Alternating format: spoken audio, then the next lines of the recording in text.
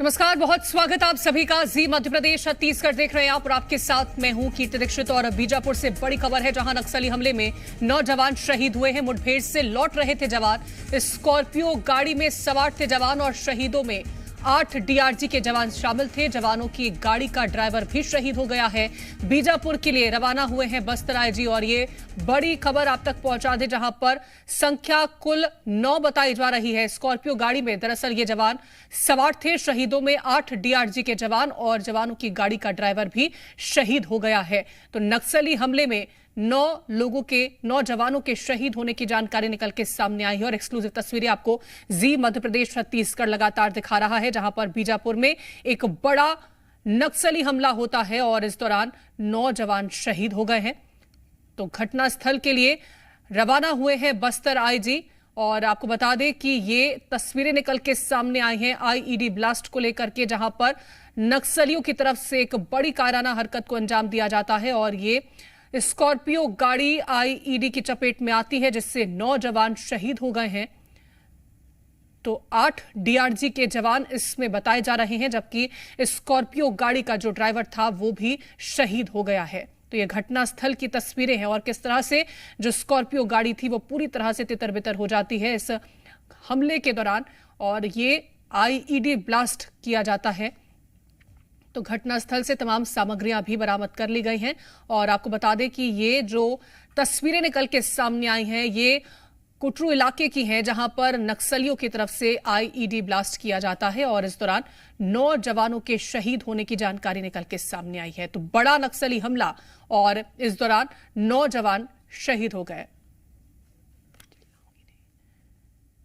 तो नक्सली हमले में 9 लोगों के शहीद होने की जानकारी निकल के सामने आई है और ये बड़ी खबर इस वक्त की आपको बता दें कि 9 जवान शहीद हो गए हैं, जिसमें स्कॉर्पियो गाड़ी को चला रहा ड्राइवर भी शामिल था। और ये लगातार तस्वीरें आपको जी मध्य प्रदेश छत्तीसगढ़ दिखा रहे। तो हम आपको लगातार वो तस्वीरें दिखा रहे हैं। एक और तस्वीर पर आप गौर करिएगा, ये गाड़ी के पुर्जे हैं जो कि हवा में उछल करके पेड़ पर अटक जाते हैं और एक्सक्लूसिव तस्वीरें हैं जी मध्य प्रदेश छत्तीसगढ़ जो आपको दिखा रहा है। जब से हमारी सरकार आई है 1 साल से ज्यादा हो गया है, नक्सलवाद के साथ मजबूती के साथ लड़ाई लड़ रहे हैं। हमारे सुरक्षा बल के जवान बहुत उत्साह के साथ लड़ाई लड़ रहे हैं और हमारे केंद्रीय गृह मंत्री जी का भी संकल्प है कि मार्च 2026 तक देश से इस नक्सलवाद को समाप्त करना है। और जिस मजबूती के साथ लड़ाई लड़ रहे हैं, मुझे पूरा विश्वास है कि उनका संकल्प पूरा होगा। हमारे बस्तर का जो एक हिस्सा, करीब 5 जिले जो नक्सल प्रभावित है, आने वाले मार्च 2026 तक नक्सलवाद वहां से भी समाप्त होगा। वहां पर शांति व्यवस्था होगी। आज लगातार उस क्षेत्र में सुरक्षा कैंप खोल रहे हैं और 17 विभाग और 53 योजनाओं को नियत नीलानार योजना के माध्यम से उस क्षेत्र में मजबूती के साथ सरकार पहुंचाने का काम कर रही है। ऐसा नहीं है, आप ओवरऑल देखेंगे तो बहुत कम कैजुअलिटी अपने जवानों का है। ऐसा पहले नहीं होता था। पहले दोनों तरफ से कैजुअलिटी होती थी, लेकिन अब सैनिकों की बहुत कम कैजुअलिटी हो रही है। ये नक्सल जब इनके खिलाफ बड़े ऑपरेशन चलते हैं, वो कायराना हरकत पे उतारू आते हैं और ब्लास्ट करके जवानों को करीब जो अभी तक की जानकारी आ रही है कि हमारे 10 जवान शहीद हुए हैं।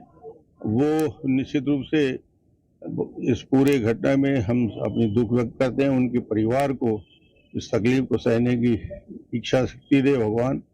और नक्सलवाद के खिलाफ जो गंभीर कदम सरकार उठा रही है, छत्तीसगढ़ सरकार, गृह मंत्री विजय जी और केंद्रीय गृह मंत्री अमित शाह जी और दोनों सरकारें, तो इस कदम को और आगे बढ़ाएंगे। इससे इस घटना कायरतापूर्ण घटना से सरकार डरने वाली है, झुकने वाली नहीं है। कठोरता से इनके खिलाफ के बीजापुर में 9 जवानों के शहादत की खबर आ गई है। यह नक्सलियों का कायराना करतूत है। कांग्रेस पार्टी नक्सलियों की इस करतूत की कड़ी निंदा करती है। हमारे जवानों की, इन जाबाज जवानों की शहादत व्यर्थ नहीं जानी चाहिए। इन जवानों ने नक्सलवाद से लड़ने के लिए जो संकल्प लिया है, कांग्रेस पार्टी उस संकल्प के प्रति एकजुटता दिखाती है। हम सरकार से आग्रह करते हैं कि नक्सलवाद की लड़ाई में हमारे जवान जिस प्रकार से बढ़ चढ़ के आगे आ रहे हैं, सरकार भी अपनी दृढ़ इच्छा शक्ति दिखाए। नक्सलवाद से निपटने के लिए एक ठोस रणनीति बनाई जानी चाहिए। नक्सलवाद से निपटने के लिए एक ठोस नक्सल नीति बनाई जानी चाहिए। और हमारे जो जवान शहीद हुए हैं, उनके परिवारों के प्रति कांग्रेस पार्टी अपनी संवेदना व्यक्त करती है और इन जवानों की शहादत को विनम्र श्रद्धांजलि अर्पित करती है।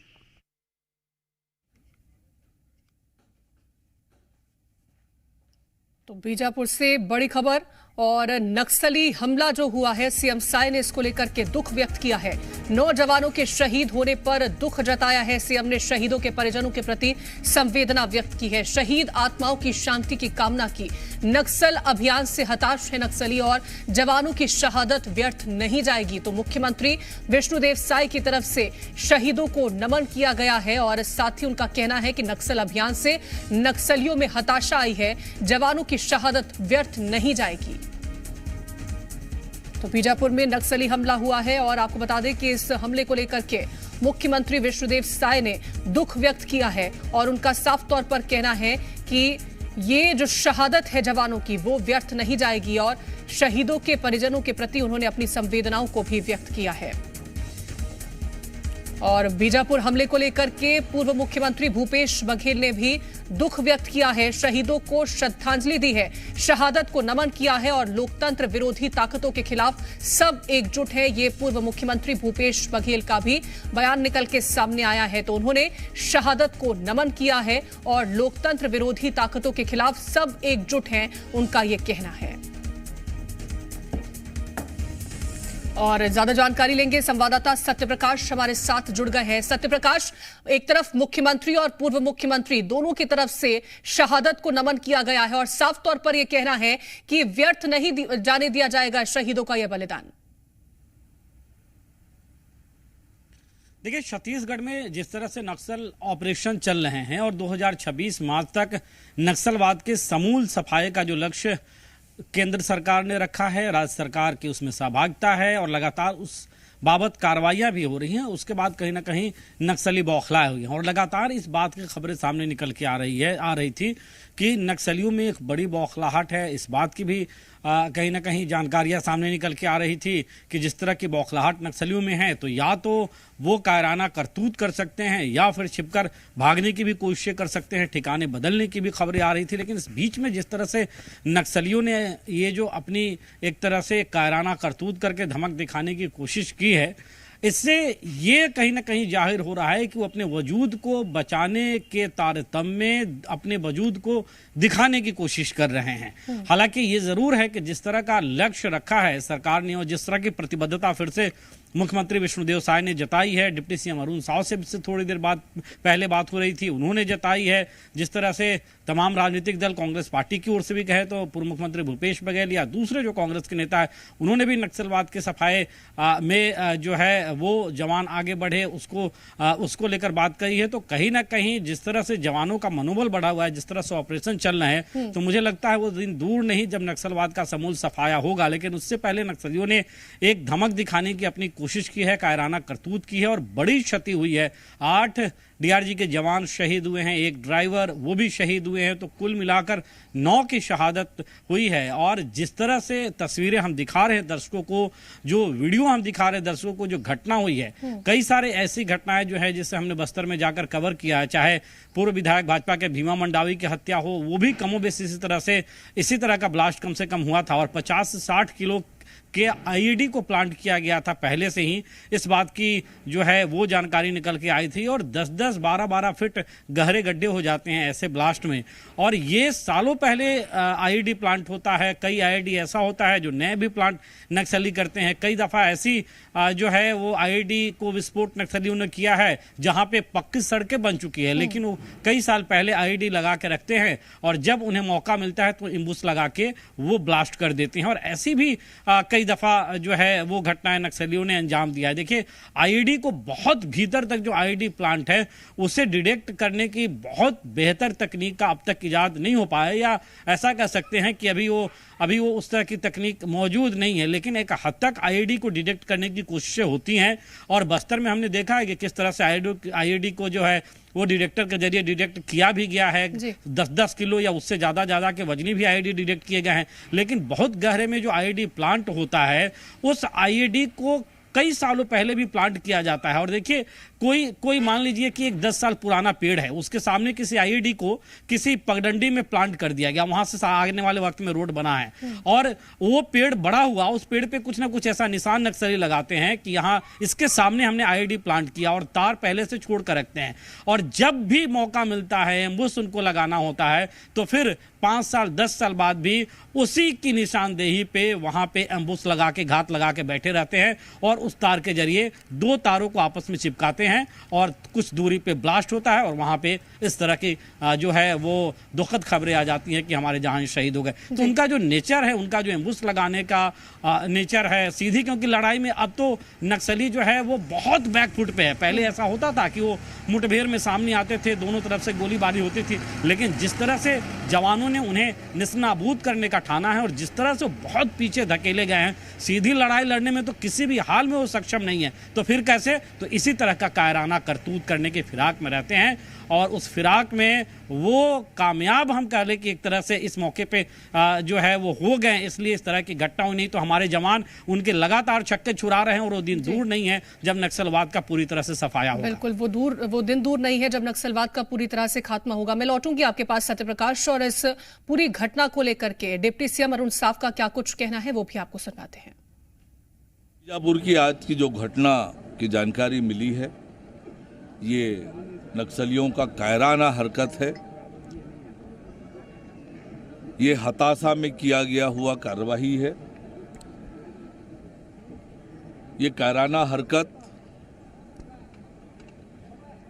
कि मैं निंदा करता हूं। सभी जो जवान शहीद हुए हैं उनको अपनी विनम्र श्रद्धांजलि अर्पित करता हूं, और हमारी सरकार की प्रतिबद्धता है कि इनकी शहादत जाया नहीं जाएगी, और जिस लक्ष्य को लेकर हम निकले हैं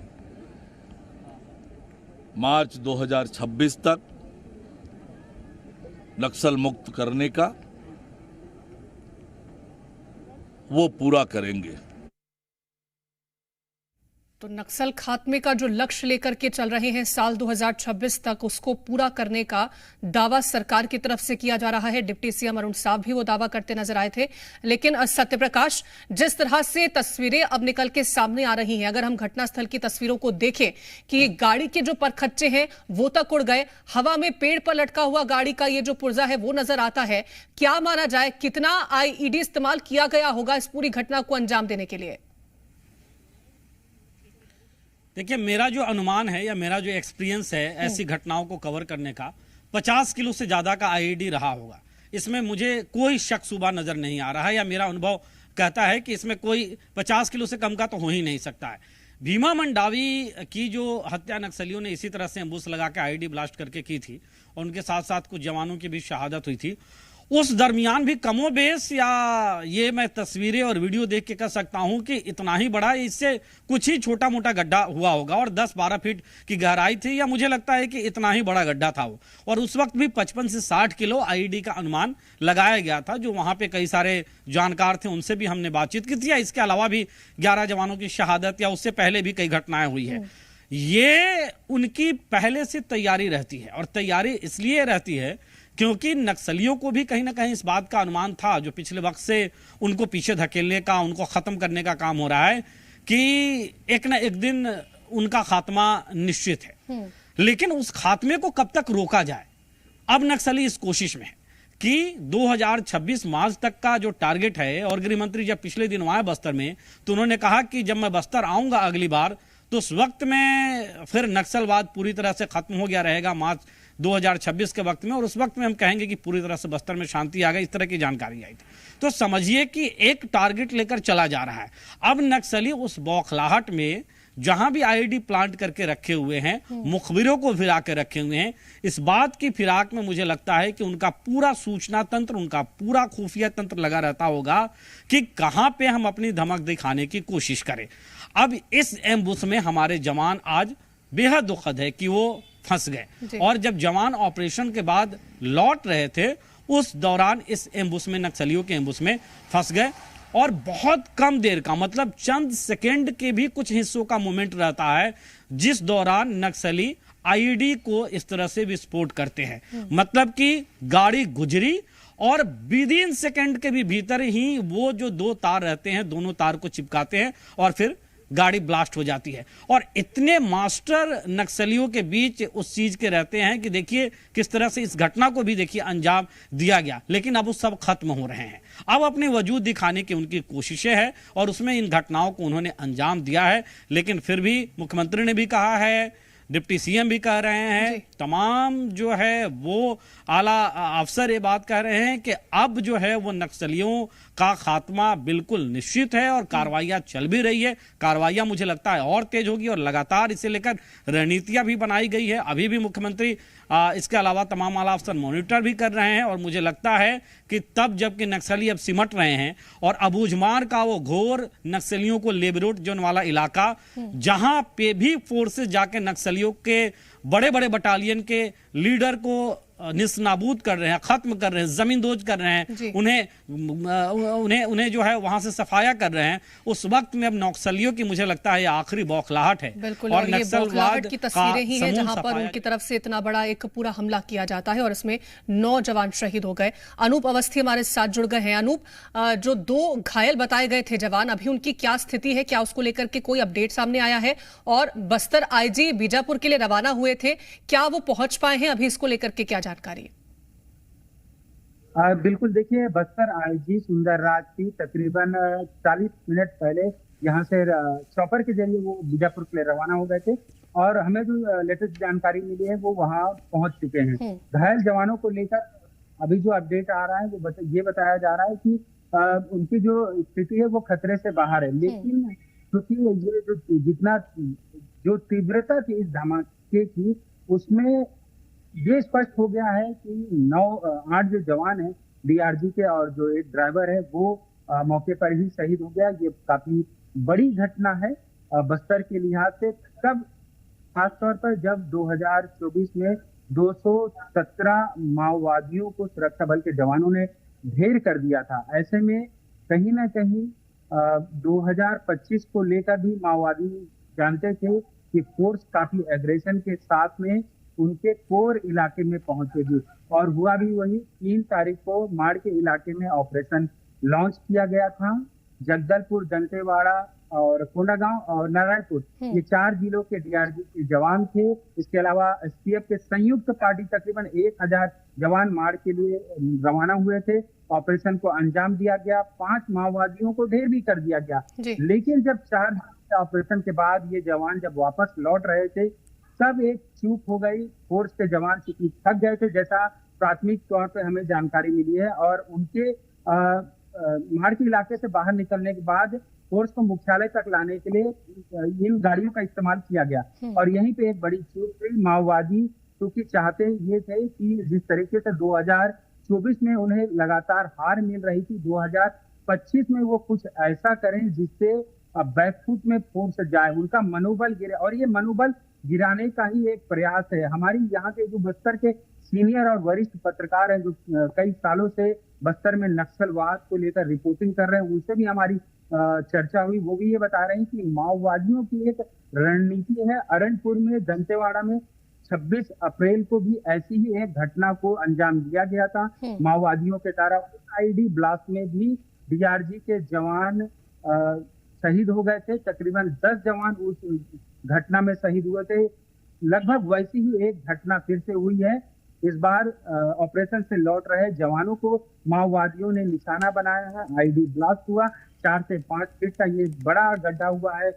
इसकी तीव्रता कुछ इस प्रकार की थी कि जो एक तस्वीर हम अपने दर्शकों को भी दिखा रहे हैं। तस्वीर में गाड़ी का एक हिस्सा जो है वो पेड़ पे लटका हुआ दिख रहा है और एक तस्वीर हमारे पास और आई है जिसमें स्टीयरिंग जो है, वाहन की स्टीयरिंग अलग हो गई है।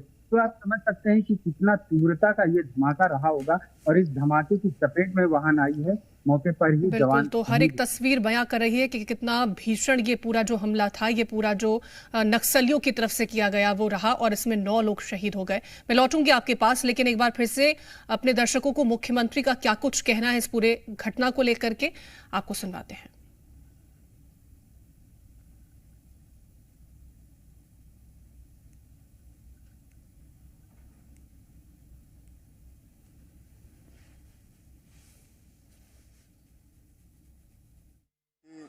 जब से हमारी सरकार आई है, 1 साल से ज्यादा हो गया है, नक्सलवाद के साथ मजबूती के साथ लड़ाई लड़ रहे हैं। हमारे सुरक्षा बल के जवान बहुत उत्साह के साथ लड़ाई लड़ रहे हैं और हमारे केंद्रीय गृह मंत्री जी का भी संकल्प है कि मार्च 2026 तक देश से इस नक्सलवाद को समाप्त करना है और जिस मजबूती के साथ लड़ाई लड़ रहे हैं, मुझे पूरा विश्वास है कि उनका संकल्प पूरा होगा।